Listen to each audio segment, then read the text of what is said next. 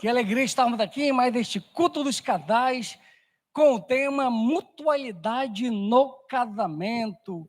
Mutualidade no casamento. Para nós darmos início a esta palavra, segmento a este culto, eu peço que a igreja do Senhor abra a palavra do Deus vivo em Amós, capítulo 3, versículo 3. Eu vou pedir para abrir, mas a igreja está de cor e salteada esta passagem. Eu peço que o nosso pastor possa nos ler este texto e nos dirigir em oração, por favor, meu pastor. Está aí, ó. Aí, pastor.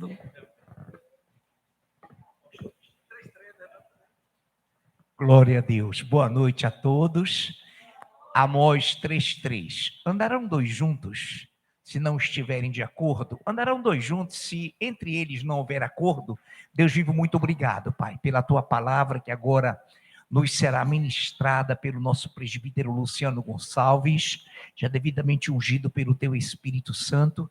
Agradecemos ao Senhor pelo momento ímpar de estarmos aqui reunidos em congregação, em unidade, em comunhão, já desenvolvendo os 10 minutos de oração, já tendo lindos e tremendos louvores, linda e tremenda ministração. Agora capacita-nos para que possamos recepcionar a palavra que o teu servo presbítero nos ministrará e que a possamos viver, pô-la em prática, em nome de Jesus. Amém. Amém, meu pastor, muito obrigado. Glórias ao nosso bom Deus. Andarão dois juntos se não houver entre eles acordo? Andarão dois juntos se não houver entre eles o mesmo parecer, a mesma disposição mental, a mesma direção? Hoje é um culto de casais, então nós vamos falar sobre relacionamentos. Não só relacionamento marido, esposa, esposa, marido, mas também relacionamento pais com filhos, filhos com os pais, liderado com liderança, liderança com liderado, membresia com o corpo, com a igreja e todos esses aspectos nós vamos tentar entender de que maneira, de que forma o Senhor nos instrui a nos relacionarmos nesses segmentos, nessas áreas, nesses pontos que eu falei agora há pouco. Nós sabemos que na ciência, mais especificamente na biologia, existe um campo chamado relação entre os seres vivos. E para nós não é novidade, nós que conhecemos a palavra, a ciência descobriu isso bem depois, mas a palavra já fala deste relacionamento, deste vínculo, desta interação entre os seres vivos há muito tempo. E nós somos sabedores, nós somos detentores disso, e nós vamos tentar aplicá-la em nossas vidas. Então, a relação entre os seres vivos, eu estou colocando seres vivos de uma forma geral, mas quando é porque a biologia chama de seres vivos, nós vamos falar sobre ser humano, marido, esposa, pai, filho, e assim por diante. Então, a relação entre os seres vivos, ela se dá de forma harmônica, de forma equilibrada, de forma positiva ou de forma desarmônica, de forma desequilibrada, de forma negativa. E nós vamos falar de algumas dessas relações que a biologia traz e vamos entender não a questão física, mas nós vamos entender o aspecto espiritual, o aspecto emocional, o aspecto psicológico dessas relações, de que forma elas ocorrem, de que forma elas estão difundidas ou até mesmo percebidas no corpo de Cristo, na igreja, na família, em todos os aspectos que as pessoas estão, no trabalho, todo segmento que possa ser. E a primeira relação entre os seres vivos que nós vamos dar uma olhada, que nós vamos ouvir, que nós vamos compreender, chama-se predatismo. Luciano, o que é o predatismo? Predatismo é quando um ser vivo mata um outro ser vivo de uma espécie diferente para se alimentar dele. E quando nós falamos aqui de matar para se alimentar, nós não estamos falando de literalmente matar para se alimentar. Nós estamos falando no sentido espiritual, no sentido emocional, no sentido psicológico da coisa.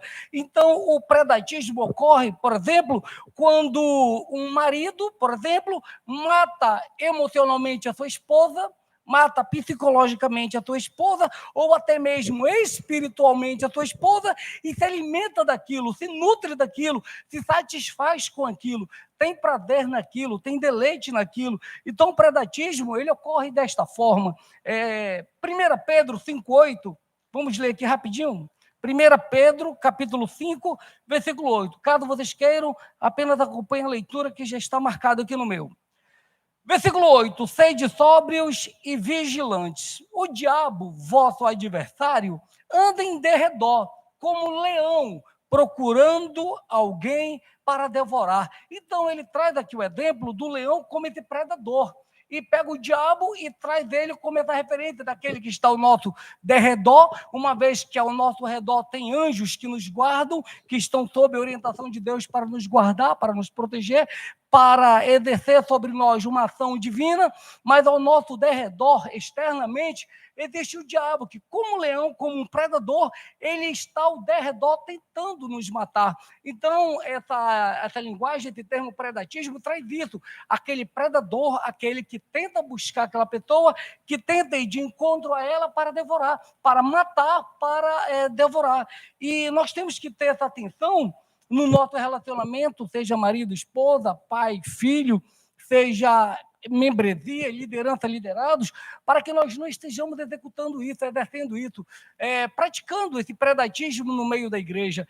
Tem pastores por aí fora que nós conhecemos, sabemos que eles são predadores, amados. Eles estão matando o corpo de Cristo e se alimentando do corpo de Cristo. O corpo de Cristo não tem crescimento espiritual. O corpo de Cristo não tem maturidade, não tem visão daquilo que Deus tem, porque eles estão mercenários. Eles estão predadores que estão ali apenas para devorar as ovelhas do corpo de Cristo. Entendemos até aí? Vamos devagarinho, que eu falei hoje para a presbítera Greta e para a presbítera Adriane, que vai ser uma palavra bem dinâmica, bem didática, e nós já estamos indo.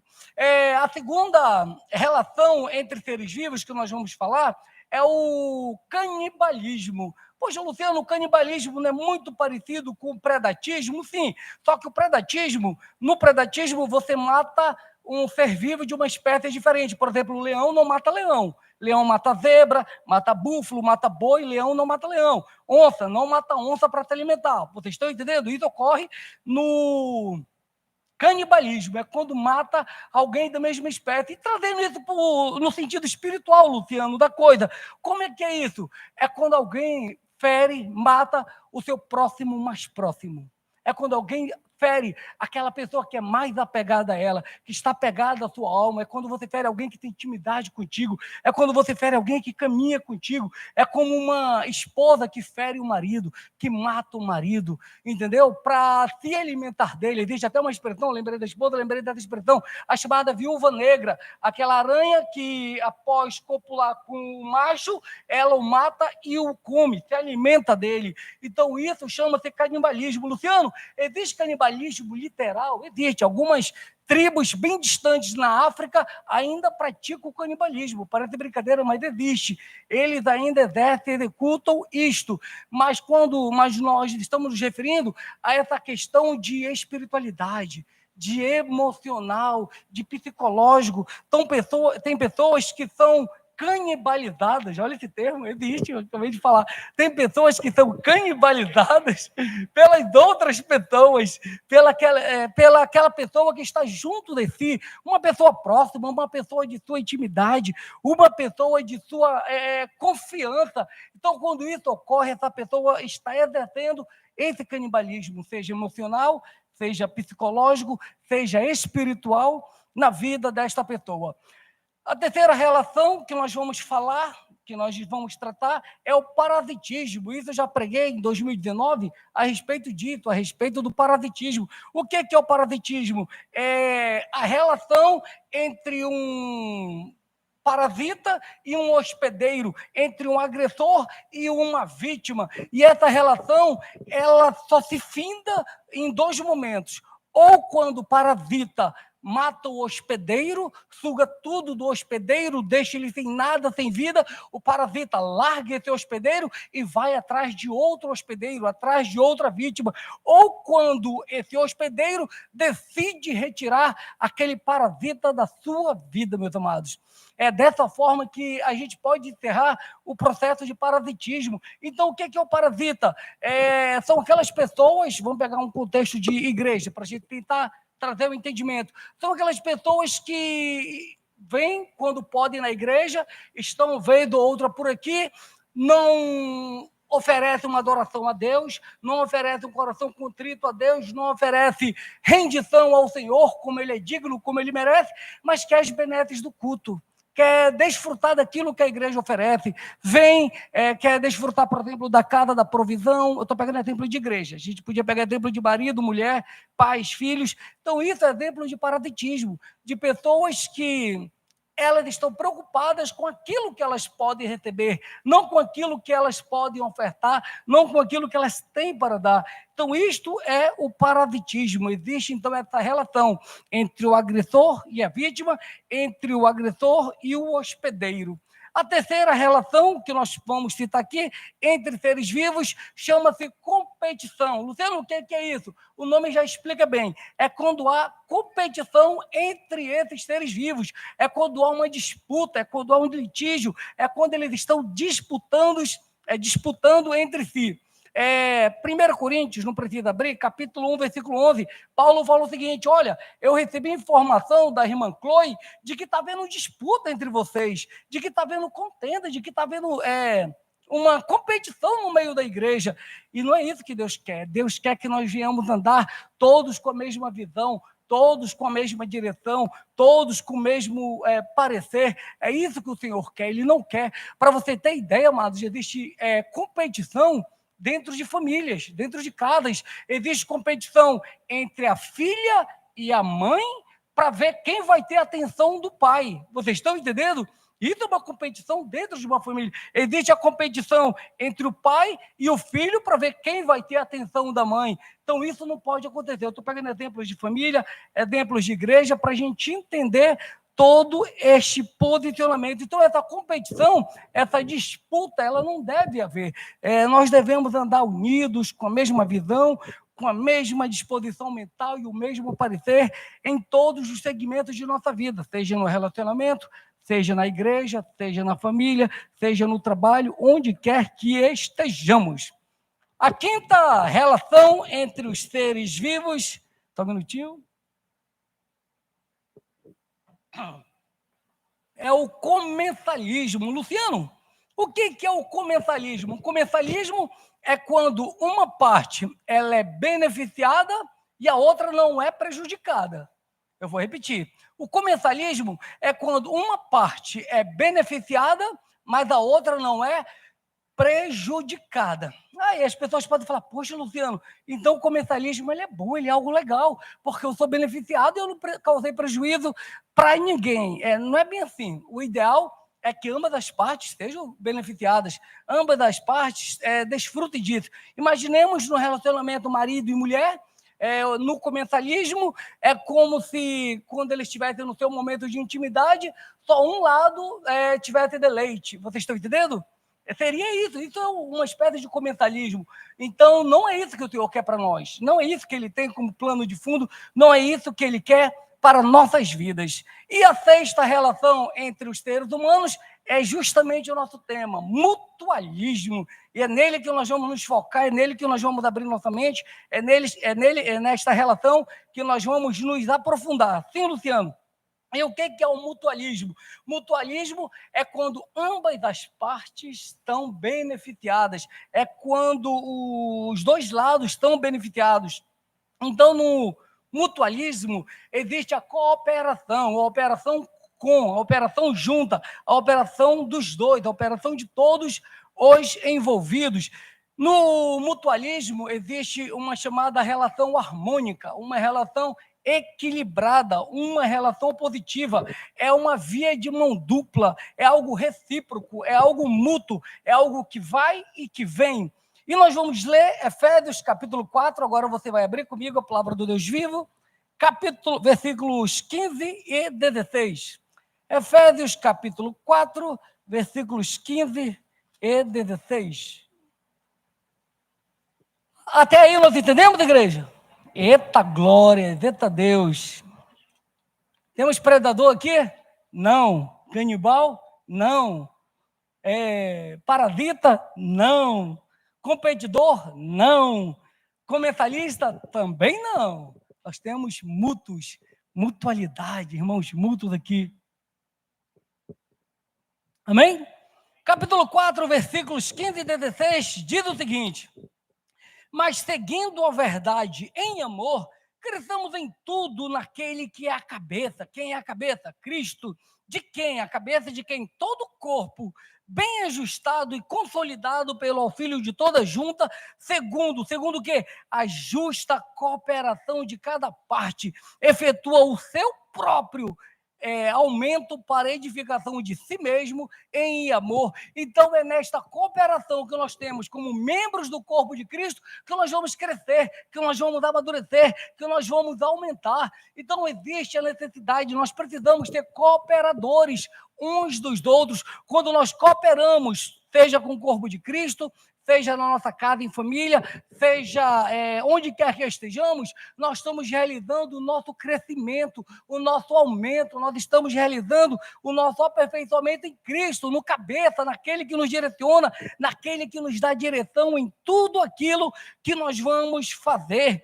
1 Coríntios 3,9 diz que nós somos cooperadores com Deus, nós cooperamos juntamente com Ele. Em que sentido? No sentido da edificação do corpo de Cristo, no sentido do nosso crescimento, no sentido da nossa edificação, no sentido de fazer com que nós cresçamos como marido, como esposa, como filhos, como membros, como liderados, como líder, como todos os segmentos.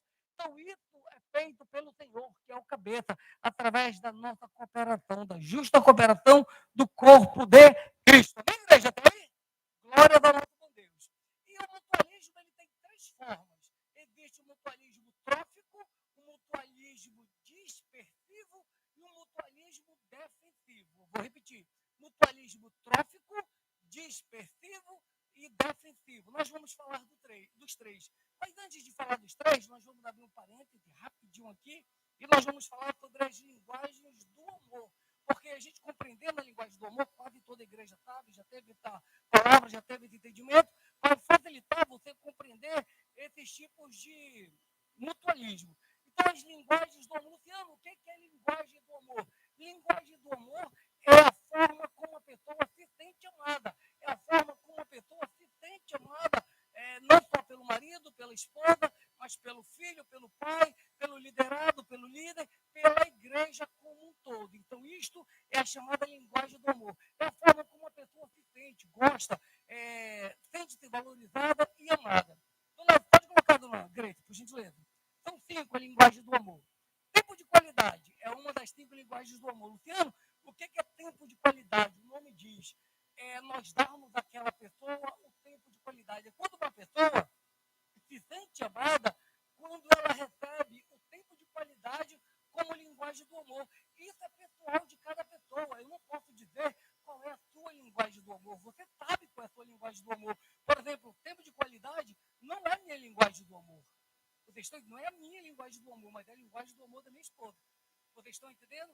É diferente para cada pessoa. Por exemplo, se uma pessoa estiver conversando comigo, me explicando algo, e estiver mexendo no celular, para mim não faz diferença. Para mim, eu não me importo. Por quê? Porque eu não me sinto amado pelo tempo de qualidade. Eu estou explicando para vocês entenderem. Mas se para minha esposa, alguém for conversar com ela, e for mexer no celular na hora que estiver conversando com ela, acabou. Ela está falando bem assim, essa pessoa não me valoriza, essa pessoa não me respeita, esta pessoa não me honra, essa pessoa não me ama, esta pessoa não sente nada por mim. Eu estou logo dando uma dica para toda a igreja. Então, se você vai conversar com a minha esposa, não leve celular, converse com ela olhando nos olhos dela, converse com ela dando a atenção devida a ela. Eu estou pegando um exemplo meu e dela, que nós como casados, eu tenho liberdade de falar da gente.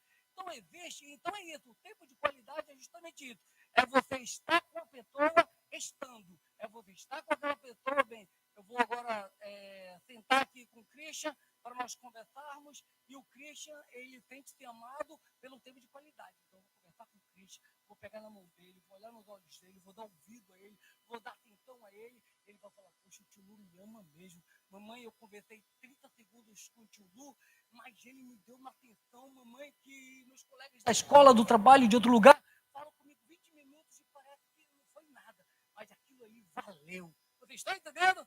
Então, uma das linguagens do amor é o tempo de qualidade. Essa é uma pergunta a título de curiosidade. Quantos se identificam com essa linguagem do amor?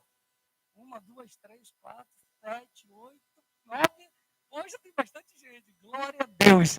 Segunda linguagem do amor é palavra de afirmação. Presbítero, o que é palavra de afirmação? Palavra de afirmação é quando a pessoa ela se sente amada, ela se sente valorizada, se sente querida, quando ela recebe palavras de afirmação para ela. É como se, digamos, se palavra de afirmação fosse a linguagem do amor do nosso amado ministro Anderson. Eu chego com ele e falo, poxa, Anderson, você está tão bonito, com sinceridade, não é fingido. Não é...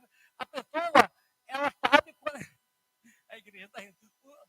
O nosso cérebro, ele sabe quando a pessoa está falando verdade para a gente ou mentira. O discernimento de espírito nos dá esse entendimento, mas existe uma porção do cérebro que fala justamente disso. A pessoa sabe se aquilo que está sendo falado é verdadeiro ou falso. Aí eu chego com o Anderson e falo, Anderson, eu quero dizer, meu irmão, que você está muito bonito, essa blusa ficou muito boa em você, esse sapato combinou e sua barba está... Gostei muito, parabéns. Gostei do corte do teu cabelo. Anderson, eu quero dizer que você é uma pessoa muito querida e valorizada. Quero dizer que você representa muito para o corpo de Cristo. Eu quero dizer que a tua vida aqui, ela impacta outras vidas e você transmite a luz de Deus. Imagina o Anderson ouvindo isso e palavras de afirmação ser a linguagem do amor dele. Meu amado, o Anderson vai ficar apaixonado por mim no bom sentido. Ele vai ficar maravilhado, ele vai ficar encantado. Ele vai chegar aqui com a Priscila e vai falar, amor, ganhei meu dia, amor, tu nem sabe. O Lu me ligou, ele falou um monte de coisa linda para mim, um monte de coisa maravilhosa. Amor, estou encantado. Vocês estão entendendo, amados? Essa é a linguagem do amor, palavra de afirmação. É a pessoa que se sente amada quando o outro elogia, quando o outro destaca, quando o outro aponta as virtudes, aponta as qualidades. E as pessoas sentem muito isso. Amém, igreja? Quantos se identificam com a linguagem do amor? Amém, glória a Deus. Terceira linguagem do amor é o toque. Luciano, o que é o toque? É aquela pessoa que gosta do toque, gosta do abraço, gosta da mão com mão, gosta de estar sentado um do ladinho do outro, com a mãozinha aqui, ou com a mão no ombro, ou gosta de ir para um cinema e ficar fazendo carinho no ombro, gosta de deitar no peito um do outro, gosta de estar junto, coladinho. É aquela pessoa que vai para a pizzaria, aí tem aquelas cadeiras afastadas, ela gosta de estar colada aqui, bem juntinho. Isso é o toque. É a pessoa que gosta de ser tocada, é a pessoa que gosta de ser acariciada, é a pessoa que gosta desse contato. E o tocante ao casal é aquela pessoa que sente ser amada pela intimidade, principalmente. Está entendendo? Pelo momento de intimidade, eles têm de ser amados, têm de ser valorizados por esta linguagem do amor. Quarta linguagem do amor é... Pode colocar, dona Grace. Travou. Agora, presentes. Quarta linguagem do amor é o presente. São presentes. É uma pessoa que se sente amada por presentes. Quando ela recebe alguma coisa. Quando ela recebe algo, seja coisa menor, mais simples, mais simplória, mas se ela recebe, ela se sente amada. Eu vou falar para vocês, uma pessoa... Eu vou...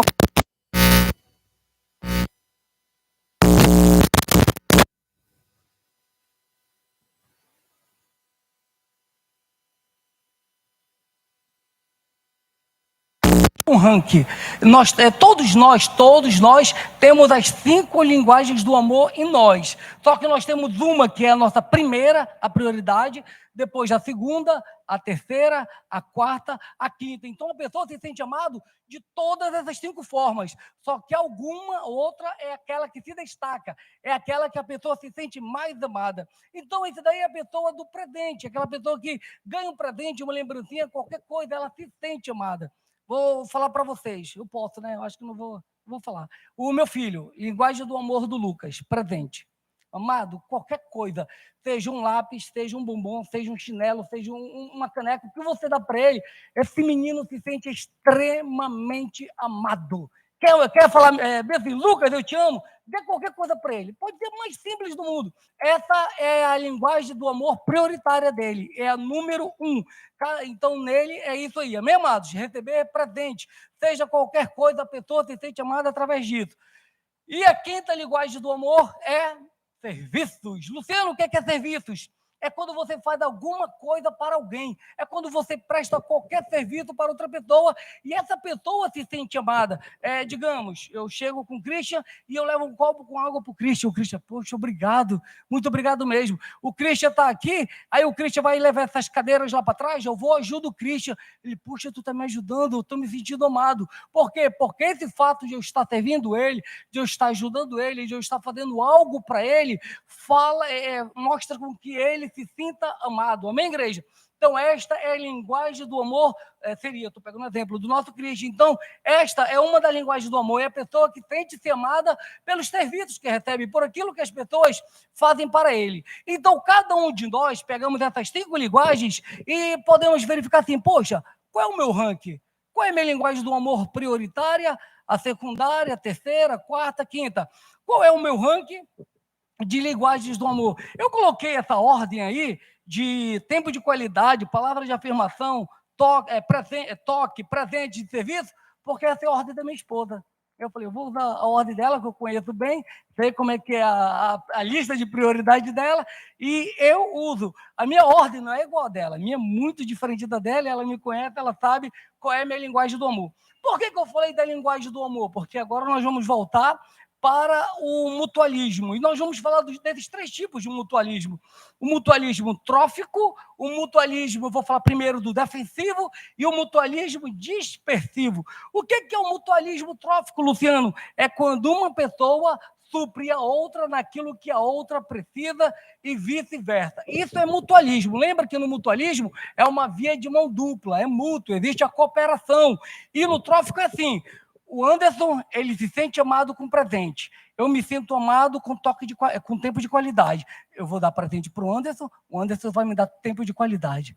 Isso é o mutualismo trófico. É quando você identifica na outra pessoa a necessidade dela, a outra pessoa identifica em você a sua necessidade e existe a mutualidade, a reciprocidade, um sobre o outro, naquilo que o outro precisa. E no casamento é assim, amados. Por exemplo, André e Larissa. André supre a Larissa naquilo que a Larissa precisa. E é diferente do que o André precisa. A Larissa supre o André naquilo que o André precisa. Isso é mutualidade, isso é mutualismo trófico, quando um supre o outro naquilo que o outro precisa. Amém, igreja? Glória a Deus. Mutualismo defensivo. O que é o mutualismo defensivo? É quando um defende o outro. Isso ocorre em todos os segmentos, mas principalmente na igreja. Nós temos que ter cuidado. Nós, como corpo de Cristo, nós temos que nos proteger, nós temos que nos guardar, nós temos que evitar com que falem mal um do outro, nós temos que evitar com que falem mal da liderança, nós temos que evitar com que firam o corpo de Cristo. Isso é mutualismo, isso é mútua cooperação entre nós. Isso é esse mutualismo defensivo, em que um está defendendo o outro, é o marido defender a esposa, os filhos defender os pais defender os filhos, a liderança defender o corpo defender a liderança.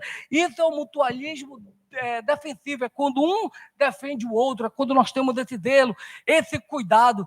E o que é o mutualismo dispersivo? Dispersivo, o nome já diz, vem de dispersão. É quando alguém recebe algo e distribui, e também abençoa e espalha com a igreja, com o corpo de Cristo. Isso é o mutualismo dispersivo. É quando eu recebo uma bênção e eu contribuo, eu retribuo, eu espalho, eu divido com o corpo de Cristo. É quando eu não pego aquilo e fico só para mim, tomo posse daquilo e não divido. Muito pelo contrário, na mutualidade dispersiva, nós compartilhamos, nós dividimos, nós espalhamos aquilo, aquelas bênçãos, aquela graça, as dádivas que Deus tem dado para a gente, nós damos também para outras pessoas. Então, este é o mutualismo dispersivo. Quando nós vivemos isso, quando nós entendemos isso, quando nós praticamos isso, nós estamos vivendo Atos 20 e 35, que diz que é melhor dar do que receber, é melhor dar do que receber. E o que acontece? Se todos nós tivermos essa visão de cooperação, de mutualidade, de reciprocidade, todos nós vamos querer dar. Todos nós vamos querer contribuir, todos nós vamos querer oferecer. E vai acabar que todos vão distribuir, todos vão receber, todos vão ser participantes, todos teremos. Entenda algo, amado. Não se aproxime de alguém por aquilo que ela pode te oferecer. Isso vale para casal, vale para pai, filho, família, igreja, para todos nós. Não se aproxime de alguém por aquilo que ela pode te oferecer, mas por aquilo que você pode oferecer para ela. poxa, eu vou me aproximar do fulano porque ele pode fazer isso por mim. Não. Eu vou me aproximar do fulano porque eu posso dar uma palavra de ânimo para ele, porque eu posso dar uma palavra de vida, porque eu posso oferecer isso para ele, porque eu posso oferecer aquilo, porque eu posso instruí-lo nisso, ou eu posso literalmente fazer uma oferta para ele, ou agir de alguma forma para com ele. Então, se aproxime das pessoas, não por aquilo que você pode receber, mas por aquilo que você pode doar. Filipenses aí perto, capítulo 2, versículo 4, nós vamos ler. Aí, vira só 2 páginas da tua Bíblia, Filipenses capítulo 2, versículo 4. Eu falei que nós já íamos finalizar. Rota de conclusão, penúltimo texto, tá bom, Base?